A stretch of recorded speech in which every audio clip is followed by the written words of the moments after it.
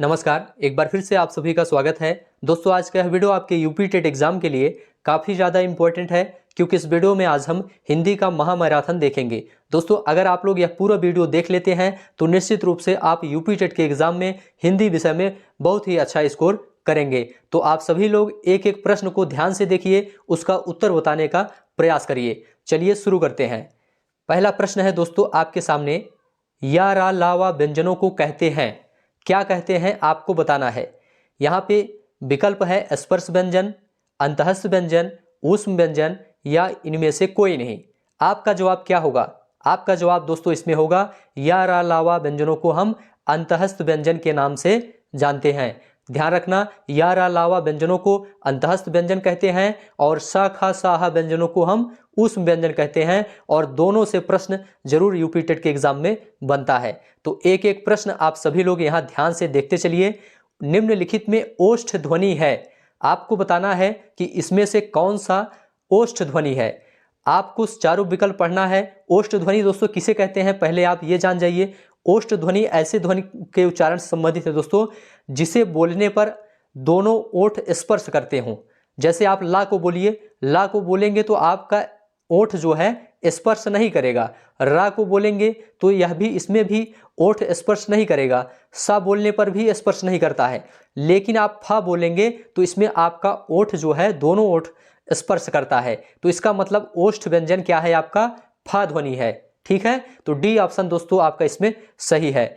तो ये सभी प्रश्न इंपॉर्टेंट हैं। इसी तरह के प्रश्न यूपी टेट में पूछे जाते हैं। ध्यान से आप लोग देखिए इनको। निम्नलिखित में से कौन अल्प प्राण व्यंजन है? दोस्तों पहले आप ये समझ जाइए दोस्तों कि अल्प प्राण व्यंजन किसे कहते हैं। ऐसे व्यंजन दोस्तों, ऐसे व्यंजन जो प्रत्येक वर्ग में पहले, तीसरे और पांचवें स्थान पर आते हों। ठीक है, या कह सकते हैं कि प्रत्येक वर्ग का पहला अक्षर, तीसरा अक्षर और पांचवा अक्षर जो होता है वह अल्प प्राण होता है। इसके अलावा जितने अंतःस्थ व्यंजन होते हैं वह भी आपके क्या होते हैं? अल्प प्राण होते हैं। तो इसमें आपको अल्प प्राण बताना है। यहाँ पे आ स्वर है, यह जो है आपका अल्प प्राण नहीं है। का देखिए, का और गा, का जो है ये का वर्ग का पहला अक्षर है दोस्तों। हमने कहा है कि जो पहला अक्षर होता है वह अल्प प्राण होता है। इसके बाद तीसरा और पांचवा, तो गा देखेंगे, गा ये तीसरा है, खा के बाद गा आता है। तो का पहला है, खा दूसरा है, गा तीसरा है। इसका मतलब का और गा यहाँ जो दिया है यह विकल्प आपका बिल्कुल सही है, क्योंकि अल्प प्राण है। यह पहला और तीसरा स्थान ग्रहण कर रहा है। ठीक है, प्रत्येक वर्ग में। चलिए नेक्स्ट देखेंगे। निम्नलिखित में ऊष्म व्यंजन कौन है, आपको यह बताना है। अभी हम आपको ऊपर बता चुके हैं, ऊष्म व्यंजन सा खा साहा जो होते हैं उन्हें हम ऊष्म व्यंजन के नाम से जानते हैं। ए ऑप्शन दोस्तों आपका इसमें सही हो जाएगा। आप लोग सभी प्रश्नों का उत्तर बताने का प्रयास जरूर करिएगा। ठीक है, चलिए नेक्स्ट देखेंगे। अब पूर्ण विराम का प्रयोग किया जाता है। आप लोग बताइए, वाक्य के प्रारंभ में पूर्ण विराम प्रयोग किया जाता है? आप कहेंगे नहीं। वाक्य के अंत में या वाक्य के मध्य में? तो वाक्य के मध्य में तो बिल्कुल नहीं होता। कहां होता है इसका प्रयोग दोस्तों? वाक्य के अंत में इसका प्रयोग होता है पूर्ण विराम का। तो बी ऑप्शन आपका इसमें सही हो जाएगा। अगला प्रश्न है, अत्युक्ति में उपसर्ग आपको बताना है। विकल्प आपके नीचे है। अत्युक्ति में कौन सा उपसर्ग होता है आपको बताना है। क्या अत्युक्ति में अधि होगा? तो आपका जवाब होगा नहीं। दुर भी नहीं होगा, ऊन भी नहीं होगा, लेकिन अति उपसर्ग होगा। अत्युक्ति में कौन सा उपसर्ग होगा? अति उपसर्ग होगा दोस्तों। देखिए, उपसर्ग जो होते हैं दोस्तों वह शब्दों के प्रारंभ में जुड़ते हैं। ध्यान रखना, उपसर्ग जो होते हैं वह शब्दों के प्रारंभ में जुड़ते हैं और प्रत्यय जो होते हैं वह शब्दों के अंत में लगते हैं। चलिए अगला प्रश्न अब हम देखेंगे। एक एक प्रश्न ध्यान से देखिए, काफी ज्यादा इंपॉर्टेंट प्रश्न आपके सामने चल रहे हैं। रेलगाड़ी शब्द क्या है? हर टॉपिक से प्रश्न मिलेगा दोस्तों आप लोगों को यहाँ पे। रेलगाड़ी शब्द क्या है? तद्भव है, विदेशी है, देशज है या संकर शब्द है? आपका जवाब होगा दोस्तों, रेलगाड़ी एक संकर शब्द होता है दोस्तों। संकर शब्द किसे कहते हैं? ऐसे शब्द जो दो भाषाओं से मिलकर बने होते हैं उन्हें हम संकर शब्द कहते हैं दोस्तों। यहाँ पे रेल जो है एक भाषा अंग्रेजी का है और गाड़ी जो है यह हिंदी भाषा का शब्द है। तो दो भाषाओं से यहाँ पे रेलगाड़ी शब्द बन रहा है, इसलिए आपका यहाँ पे रेलगाड़ी जो है संकर शब्द हो जाएगा। नेक्स्ट प्रश्न देखेंगे दोस्तों। लेखक शब्द के अंत में कौन सा प्रत्यय लगा हुआ है? आप लोग बताइए प्रत्यय कहाँ लगता है? शब्दों के अंत में लगता है। तो लेखक में का प्रत्यय लगा है? आप कहेंगे नहीं, इक भी नहीं लगा है, आक भी नहीं लगा है, क्या लगा है? अक लगा है। आपका जवाब डी ऑप्शन हो जाएगा दोस्तों। लेखक शब्द के अंत में अक प्रत्यय लगा हुआ है। तो प्रत्यय से भी प्रश्न पूछा जाता है और उपसर्ग से भी प्रश्न पूछा जाता है। अभिशाप शब्द में उपसर्ग बताइए दोस्तों। अभिशाप में कौन सा उपसर्ग होगा? अति तो नहीं होगा, अधि भी नहीं होगा, आ उपसर्ग भी नहीं होगा दोस्तों, लेकिन अभि उपसर्ग होता है। अभिशाप में अभि उपसर्ग होता है, उपसर्ग जो शब्दों के प्रारंभ में जुड़ते हैं। नेक्स्ट प्रश्न है, सलमा घर जाती है, वाक्य कैसा है दोस्तों? आपको बताना है। क्या यह सरल वाक्य है, निषेधात्मक वाक्य है, आज्ञार्थक वाक्य है या इच्छार्थक वाक्य है? दोस्तों आपका जवाब क्या होगा? सलमा घर जाती है, सलमा घर नहीं जाती है तब निषेधात्मक होता, आज्ञार्थक भी यहाँ नहीं होगा, इच्छार्थक भी नहीं होगा। आपका जवाब होगा सरल वाक्य दोस्तों। सलमा घर जाती है, यह एक सरल वाक्य है। तो ऐसे भी प्रश्न एग्जाम में पूछे जाते हैं। सजावट शब्द का प्रत्यय आपको बताना है दोस्तों। सजावट शब्द का प्रत्यय क्या आव होगा? नहीं, आवट होगा या आहट होगा या टा होगा? तो यहाँ आप देखेंगे दोस्तों, आहट तो बिल्कुल नहीं होगा, टा भी नहीं होगा, लेकिन आवट प्रत्यय आपका हो जाएगा। सजावट में कौन सा प्रत्यय लगा हुआ है? आवट प्रत्यय लगा हुआ है दोस्तों।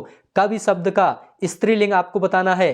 क्या होगा आप लोग बताइए? क्या कवयित्री होता है कि कवित्री होता है, या फिर नीचे विकल्प है कवयित्री होता है या कविता होता है? तो कविता नहीं होता है, यहाँ पे क्या सही हो जाएगा? कवयित्री होता है।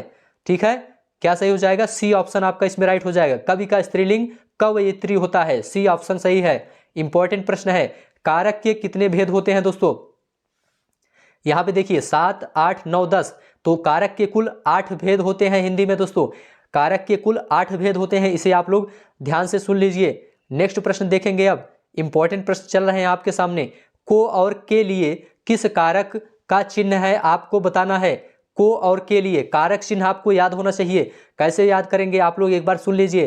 कर्ता ने, कर्म को, करण से के द्वारा, संप्रदान को के लिए, अपादान से अलग होने के अर्थ में, अधिकरण में पर, संबोधन हे अरे। तो यहाँ पे को के लिए किसके लिए प्रयोग किया? संप्रदान। ठीक है, कर्ता ने कर्म को करण से के द्वारा, संप्रदान को के लिए, तो संप्रदान कारक यहाँ पे होगा दोस्तों। को और के लिए ये जो है संप्रदान कारक का चिन्ह है, तो यह जो है आपको याद रखना चाहिए। नेक्स्ट प्रश्न देखेंगे। अब लड़का पेड़ से गिरा में कारक आपको बताना है कि कौन सा कारक है इसमें। यहाँ पे आप देखेंगे संप्रदान होगा या कर्म होगा या अपादान होगा या करण होगा। तो यहाँ पे देखिए दोस्तों, यहाँ पे आपका अपादान कारक होगा। अपादान कारक का चिन्ह क्या होता है? अपादान से अलग होने के अर्थ में, जब कोई चीज अलग किया जाता है, जैसे यहाँ पे लड़का पेड़ से गिरा, इसका मतलब लड़का जो है पेड़ से अलग हो रहा है, इसका मतलब यहाँ पे अपादान कारक हो जाएगा। ठीक है, तो सी ऑप्शन आपका सही हो जाएगा दोस्तों। दर्शक शब्द में लिंग व प्रत्यय की पहचान करिए। तो दर्शक कौन सा लिंग है? पुल्लिंग है या स्त्रीलिंग? आप कहेंगे दर्शक एक पुल्लिंग शब्द है। प्रत्यय पूछा जाएगा तो दर्शक में कौन सा प्रत्यय होगा? अक होगा या आ होगा? तो आपका जवाब दोस्तों अक होगा। क्या होगा? अक। तो इस तरह से आपका पुल्लिंग भी है और अक प्रत्यय लगा हुआ है दर्शक में। सी ऑप्शन आपका सही हो जाएगा।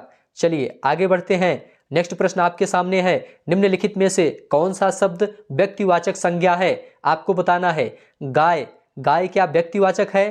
पहाड़, यमुना, आम, आपका जवाब क्या होगा आप लोग बताइए। आपका जवाब होगा दोस्तों यमुना। यमुना एक व्यक्तिवाचक संज्ञा है। यमुना दोस्तों यह नदी को सूचित कर रहा है, एक नदी का नाम है और नदी का व्यक्तिगत नाम यहाँ पे यमुना है। जैसे गंगा होता है, ठीक है, वैसे यमुना है।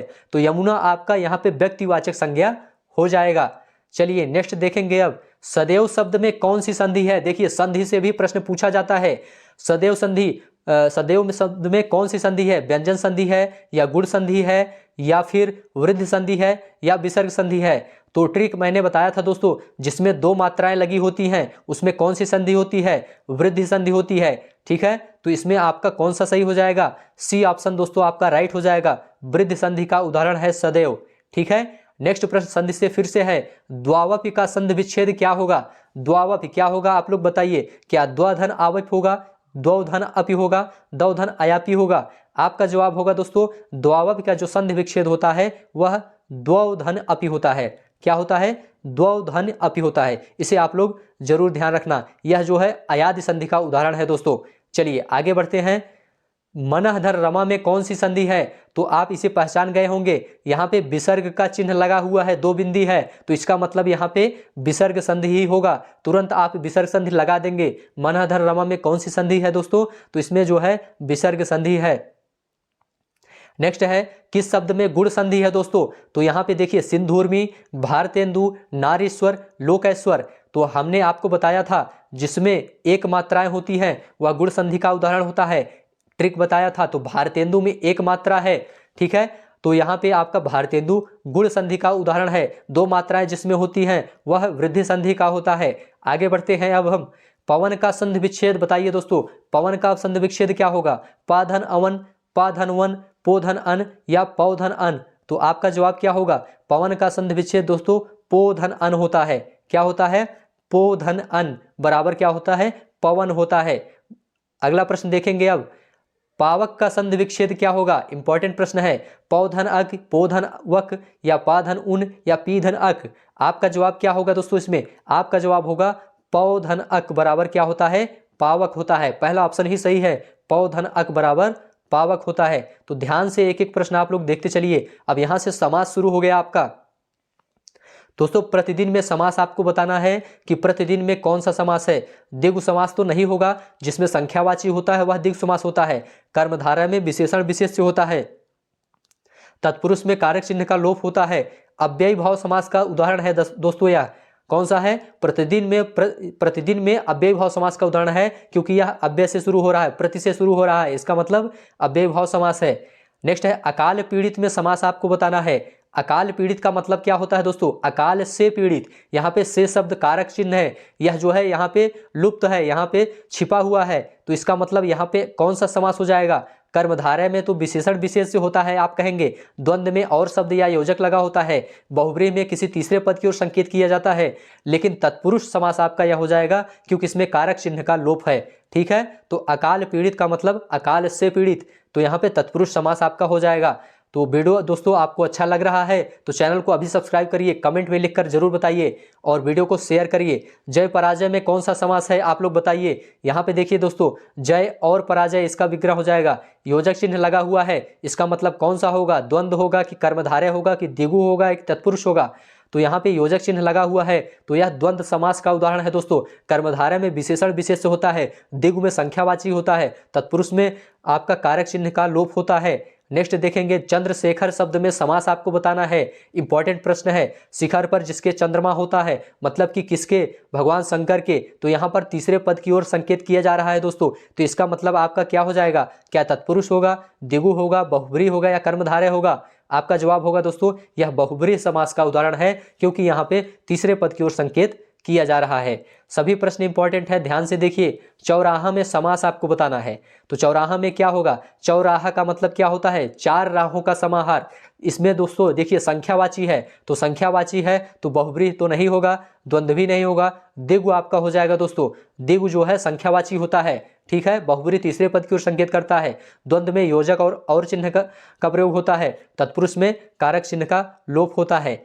दशानन में समास आपको बताना है दोस्तों। दशानन में कौन सा समास है, दस है आनंद जिसके, अर्थात रावण की ओर यहाँ पे संकेत किया जा रहा है। तो क्या यह द्विगु होगा, द्विगु नहीं होगा, बहुब्रीहि होगा, कर्मधारय होगा या द्वंद्व होगा। आपका जवाब होगा यह बहुब्रीहि समास का उदाहरण है, क्योंकि दशानन तीसरे पद की ओर संकेत कर रहा है दोस्तों। तो ध्यान से वीडियो को आप लोग देखते जाइए, काफी ज्यादा इंपॉर्टेंट आपके लिए है यह वीडियो। रसोई घर में समास आपको बताना है दोस्तों। रसोई घर का मतलब क्या होता है, रसोई घर का मतलब होता है रसोई का घर। तो फिर से एक का बीच में यहाँ पे छूट रहा है, मतलब कि छिपा हुआ है। तो कारक चिन्ह अगर छिपा हुआ है तो वहां पे कौन सा समास होगा, तत्पुरुष समास होगा। और तीसरे पद की ओर जब संकेत करता है तो वहां बहुब्रीहि समास होता है। द्वंद्व में और शब्द बीच में आ जाता है। अव्यय में अव्यय से शुरू होता है, तो यहाँ पे आपका तत्पुरुष समास राइट हो जाएगा। चलिए अगला प्रश्न देखते हैं। वह थोड़ा बीमार है, इस वाक्य में कौन सा क्रिया विशेषण है आपको बताना है। तो थोड़ा बीमार है तो कौन सा है, क्या परिमाण है, काल है। काल तो दोस्तों नहीं होगा, स्थान भी नहीं होगा, रीति भी नहीं होगा। यह दोस्तों परिमाणवाचक विशेषण का उदाहरण है, तो ए ऑप्शन आपका सही हो जाएगा। नेक्स्ट प्रश्न है, भक्ति का अर्थ नहीं है आपको बताना है। भक्ति का अर्थ क्या नहीं है, भक्ति का अर्थ होता है दोस्तों सेवा करना भी होता है, पूजा करना भी भक्ति का अर्थ होता है, श्रद्धा भी ये भक्ति के अंतर्गत आता है, लेकिन कविता यह भक्ति का अर्थ बिल्कुल नहीं है। तो डी ऑप्शन आपका इसमें सही हो जाएगा दोस्तों। नेक्स्ट प्रश्न आपके सामने है, ध्यान से देख लीजिए। इनमें से अगला शब्द का अनेकार्थी नहीं है, आपको बताना है। तो अगला का अनेकार्थी आगे भी होता है दोस्तों, आगामी भी होता है, सामने भी होता है, लेकिन दुविधा नहीं होता है दोस्तों। डी ऑप्शन देखिए, दुविधा जो है यह अगला शब्द का अनेकार्थी शब्द नहीं होता है। तो सभी प्रश्न इंपॉर्टेंट हैं, आप देख सकते हैं हर टॉपिक से 3 से 4 प्रश्न यहाँ पे लिए गए हैं। अमृत का अनेकार्थी नहीं है, बताइए। तो यहाँ पे देखिए दोस्तों, अमृत का अनेकार्थी स्वर्ग होता है, जल भी होता है, पारा भी होता है, लेकिन दूल्हा यह जो है अमृत का अनेकार्थी नहीं होता है। नेक्स्ट है, जंगम का विलोम शब्द बताइए। जंगम का विलोम क्या होगा? अगम होगा, दुर्गम होगा, अस्थावर होगा या चंचल होगा? आपका जवाब होगा दोस्तों, जंगम का विलोम अस्थावर होता है। ठीक है, जंगम का विलोम दोस्तों यहाँ पे अस्थावर आपका सही हो जाएगा। सृष्टि का विलोम आपसे पूछा गया है, सृष्टि का क्या होगा? विसृष्टि होगा, प्रलय होगा या व्यस्त होगा या समष्टि होगा? आपका जवाब होगा दोस्तों, सृष्टि का विलोम प्रलय होता है। बी ऑप्शन आपका सही है, प्रलय आपका राइट हो जाएगा। उपकार का विलोम शब्द आपको बताना है, विकार होगा, अनुपकार होगा या फिर अपकार होगा या तिरस्कार होगा? तो दोस्तों उपकार का विलोम क्या होता है? आपका जवाब होगा अपकार होता है। तो ध्यान से एक एक प्रश्न को देखते चलिए, सभी प्रश्न इंपॉर्टेंट है दोस्तों। श्री गणेश शब्द का विलोम आपको बताना है, क्या होता है? इति होता है कि इतिश्री की अथ या इत्यालय? आपका जवाब क्या होगा? आपका जवाब होगा श्री गणेश का विलोम इतिश्री होता है। ध्यान रखना, इंपॉर्टेंट प्रश्न है सभी। निंदा शब्द का विलोम आपको बताना है, क्या होता है? स्तुति, संस्तुति, संवेदना या स्तुवन? तो आपका जवाब दोस्तों इसमें निंदा का विलोम क्या होता है? स्तुति होता है। ठीक है, तो ए ऑप्शन सही है। कथित का विलोम आपको बताना है, कथित का विलोम क्या कथ्य होता है, अकथ्य होता है, अकथित होता है या कथनी होता है? आपका जवाब होगा कथित का विलोम दोस्तों यहाँ पे अकथित होता है। तो सभी प्रश्न इंपॉर्टेंट हैं। वीडियो अच्छा लग रहा है तो चैनल को सब्सक्राइब करिए, कमेंट में लिखकर जरूर बताइए कि यह आपके लिए उपयोगी है या नहीं है। नैसर्गिक का पर्यायवाची बताना है दोस्तों। नैसर्गिक क्या होगा? सत्कृत होगा कि चमत्कृत कि प्राकृतिक कि चतुर्दिक? तो आपका जवाब होगा दोस्तों नैसर्गिक का विलोम प्राकृतिक होता है। क्या होता है? प्राकृतिक। चलिए अगला प्रश्न देखते हैं। हाथ का पर्यायवाची नहीं है, क्या नहीं है आपको बताना है। तो यहाँ पे देखिए दोस्तों, कटि, हस्त, कर, हाथ। तो यहाँ पे हस्त, कर, हाथ ये तीनों हाथ के पर्यायवाची हैं, कटि या हाथ का पर्यायवाची नहीं है। नेक्स्ट है, आंख का पर्यायवाची आपको बताना है दोस्तों। आंख का क्या होता है? चश्म, अभ्र, विभु, वय। तो आंख का जो पर्यायवाची होता है दोस्तों वह चश्म होता है। ए ऑप्शन देखेंगे आपका सही हो जाएगा, चश्म ऑप्शन आपका राइट है। घोड़ा का पर्यायवाची शब्द नहीं है, आपको बताना है। तो घोड़ा का कौन सा नहीं है? घोड़ा का दोस्तों अश्व भी होता है, सैंधव भी होता है, घोटक भी होता है, लेकिन यात उद्यान यह जो है घोड़ा का पर्यायवाची शब्द बिल्कुल नहीं है। मोर का पर्यायवाची इनमें से क्या है दोस्तों आपको बताना है। तो मोर का जो पर्यायवाची होता है वह क्या होता है? कलापी होता है। याद रखना, इंपॉर्टेंट प्रश्न है। मोर का पर्यायवाची दोस्तों कलापी होता है। चलिए अगला प्रश्न देखेंगे। अक्ल पर पत्थर पड़ना मुहावरे का अर्थ क्या होता है? देखिए मुहावरा से भी प्रश्न पूछा जाएगा। तो मूर्ख बन जाना, अपमानजनक बात कहना, बुद्धि भ्रष्ट होना, बेफिक्र होना। आपका जवाब होगा दोस्तों बुद्धि भ्रष्ट होना। अक्ल पर पत्थर पड़ने का मतलब होता है बुद्धि का भ्रष्ट हो जाना। कान भरना मुहावरे का अर्थ क्या होता है दोस्तों आप लोग बताइए। कान भरना मुहावरे का अर्थ होता है क्या? धोखा देना या चाणक्य होना या चुगली करना या असर ना होना? आपका जवाब क्या होगा? आपका जवाब होगा चुगली करना। कान भरना मुहावरे का अर्थ होता है चुगली करना। नेक्स्ट है, अवसर का लाभ उठाना, इसका अर्थ क्या होता है? बहती गंगा में हाथ धोना या आकाश पाताल एक करना या फूलों ना समाना या अंगारों पर पैर रखना? आपका जवाब होगा बहती गंगा में हाथ धोना का मतलब होता है अवसर का लाभ उठाना। तो सभी प्रश्न इंपॉर्टेंट है। कलेजे पर सांप लौटना मुहावरे का क्या अर्थ होता है दोस्तों आपको बताना है।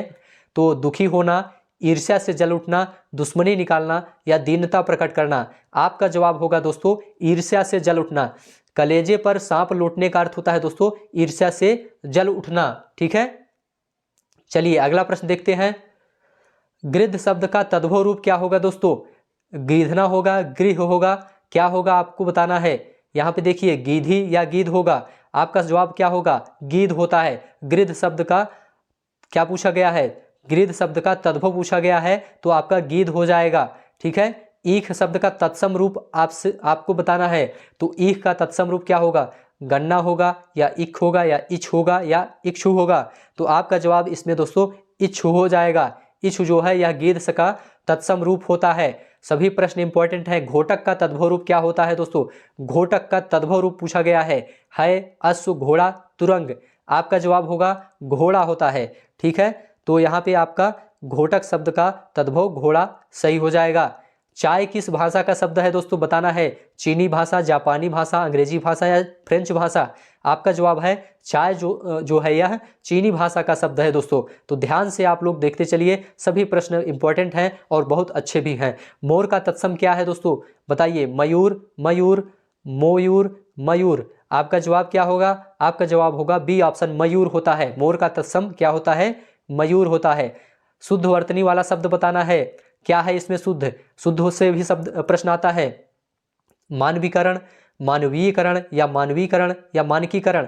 आपका जवाब होगा मानवीकरण होता है, यह सबसे शुद्ध है।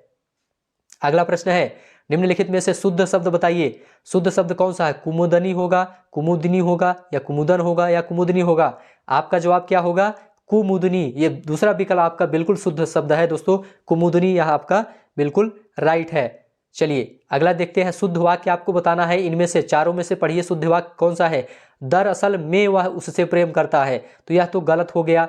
ठीक है, डाकू के पैरों में हथकड़ियां है, तो पैरों में हथकड़ियां नहीं लगती हैं, गलत है। यह ऐतिहासिक घटना है या आपका भौदी।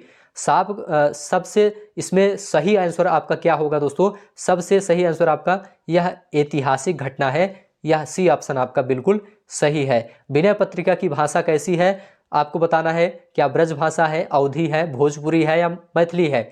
तो विनय पत्रिका की जो भाषा है वह ब्रज भाषा है, इसको याद रखना, इंपॉर्टेंट प्रश्न है। ब्रज भाषा में लिखा गया है। जिसके हृदय पर आघात हुआ हो उसके लिए एक शब्द क्या होता है, मर्माहत, मरमहित, मरमहुत या मर्माहुत। तो आप लोग बताइए इसका जवाब क्या होगा। इसका जवाब होगा जिसके हृदय पर आघात हुआ है उसे हम मर्माहत कहते हैं। ध्यान रखना, इंपॉर्टेंट है। एक शब्द से भी, अनेक शब्दों के लिए एक शब्द से भी प्रश्न आता है। जो हमेशा रहने वाला है उसके लिए क्या होता है, शाश्वत, अनवरत, अप्रतिहत, आजीवक। आपका जवाब होगा शाश्वत होता है। जो हमेशा रहने वाला होता है दोस्तों वह शाश्वत होता है। ठीक है, तो इसमें आपका ए ऑप्शन ही सही है। जानने की इच्छा रखने वाला के लिए एक शब्द क्या होता है, तो जानने की इच्छा रखने वाले के लिए एक शब्द जिजीविषा, जिज्ञासु, जिज्ञासा या ज्ञातव्य। आपका जवाब होगा जिज्ञासु होता है। क्या होता है, जिज्ञासु। नेक्स्ट है, अब अलंकार यहां से शुरू हो जाता है। अलंकार से भी प्रश्न पूछा जाता है। फूले कांस सकल महिषाई, जनु वर्षा ऋतु प्रकट बुढ़ाई में अलंकार आपको बताना है। तो यहाँ पे देखिए दोस्तों जनु शब्द आया है, आप ध्यान रखना, जिसमें जनु शब्द आ जाए या मनु आ जाए, मनहु आ जाए, ऐसे शब्द आ जाए तो वहां पर आपका उत्प्रेक्षा अलंकार होता है। कौन सा अलंकार होता है, उत्प्रेक्षा अलंकार होता है। इसको ध्यान रखना। यमक में जब एक ही शब्द या एक ही शब्द दो या दो से अधिक बार आ जाते हैं तब वहां यमक अलंकार होता है। तरणी तनुजा तट तमाल तरुवर बहुछाए, यहाँ पे कौन सा अलंकार है, तरणी तनुजा तट तमाल में देखेंगे ता वर्ण की बार बार आवृत्ति हो रही है। जहां एक ही वर्ण की बार बार आवृत्ति होती है दोस्तों वहां कौन सा अलंकार होता है, अनुप्रास अलंकार होता है। कौन सा होता है, अनुप्रास अलंकार होता है, इसे याद रखना। नेक्स्ट प्रश्न है, कनक कनकते 100 गुनी माँ दक्ता अधिकाय, वा खाए बौराय नर या पाए बौराय। आपका जवाब क्या होगा, उपमा होगा, यमक होगा, अनुप्रास होगा या श्लेष होगा। तो यहाँ पे देखिए एक ही शब्द दो या दो से अधिक बार आया है। कनक शब्द यहाँ पे 2 बार आया है और दोनों बार इसका अर्थ अलग है। एक का धतूरा होता है, एक का सोना होता है। इसका मतलब आपका यहाँ पे यमक अलंकार हो जाएगा। चलिए अगला प्रश्न देखेंगे। जहां उपमेय में उपमान की समानता की संभावना व्यक्त की जाती है तो वहां पे कौन सा अलंकार होता है। तो जहां उपमेय में उपमान की संभावना व्यक्त की जाती है दोस्तों वहां पे आपका उपमा अलंकार होता है। ध्यान रखना, आपका उपमा अलंकार होता है। पापी में कौन सा विशेषण है, क्या यह संख्यावाची है, आप कहेंगे नहीं। सार्वनामिक है, यह भी नहीं। परिमाण है, यह भी नहीं। यह गुणवाचक विशेषण के अंतर्गत आएगा। पापी में कौन सा विशेषण है, गुणवाचक विशेषण है। भारतीय संविधान की 8वीं अनुसूची में शामिल भाषाओं की संख्या कितनी है आपको बताना है दोस्तों। 14 है, 15 है, 18 है या 22 है। आपका जवाब क्या होगा, आपका जवाब होगा भारतीय संविधान की 8वीं अनुसूची में 22 भाषाओं को शामिल किया गया है। नेक्स्ट प्रश्न है, यहाँ से देखिए लेखक से प्रश्न पूछा गया है, मृगनयनी उपन्यास के लेखक कौन है? आपका जवाब क्या होगा? रंगे राघव, जयशंकर प्रसाद, वृंदावन लाल वर्मा, भगवती चरण वर्मा। आपका जवाब होगा वृंदावन लाल वर्मा, इन्होंने ही मृगनयनी उपन्यास लिखा है। तो इंपॉर्टेंट प्रश्न है, ध्यान से देखिए, मैला आंचल के लेखक कौन है? तो यहाँ पे आपका जवाब क्या होगा? फणीश्वर नाथ रेणु, देवराज, चतुरसेन शास्त्री, नागार्जुन। आपका जवाब होगा दोस्तों फणीश्वर नाथ रेणु ने मैला आंचल लिखा है। पद्मावत किसकी रचना है दोस्तों? आपको बताना है। यहाँ पे देखिए नाभादास, केशवदास, तुलसीदास या जायसी। तो यह जो है जायसी की रचना है दोस्तों। पद्मावत किसकी है? जायसी की रचना है। मोस्ट इंपॉर्टेंट है, इसे जरूर याद रखना। माटी की मूर्ति किसने लिखा है? तो माटी की मूर्ति महादेवी वर्मा, राम वृक्ष बेनीपुरी, दिनकर या अज्ञे। आपका जवाब होगा दोस्तों राम वृक्ष बेनीपुरी। कौन है? राम वृक्ष बेनीपुरी ने ही जो है माटी की मूर्ति लिखा है। नेक्स्ट है, यह घोड़ा अच्छा है, इस वाक्य में यह क्या है आपको बताना है। तो देखिए दोस्तों, संज्ञा है, सर्वनाम है या विशेषण या सार्वनामी विशेषण। आपका जवाब होगा यह एक सर्वनाम है दोस्तों। क्या है? एक सर्वनाम है। तो इस तरह से दोस्तों आपने लगभग 70+ प्रश्नों को यहाँ पे तैयार कर लिया। यह वीडियो निश्चित रूप से आपके यूपी टेट एग्जाम में काफ़ी ज़्यादा मदद करेगा दोस्तों। यह वीडियो देखा है अगर आपने पूरा, तो निश्चित रूप से आपको यूपी टेट में इससे लाभ मिलेगा। वीडियो दोस्तों अच्छा लगा हो तो चैनल को अभी सब्सक्राइब करिए और कमेंट में तुरंत लिख के बताइए कि यह वीडियो आपको कैसा लगा, ठीक है? और वीडियो को शेयर भी करिए दोस्तों। हम आपको अब नेक्स्ट वीडियो में मिलेंगे, तब तक के लिए आप सभी का बहुत बहुत धन्यवाद।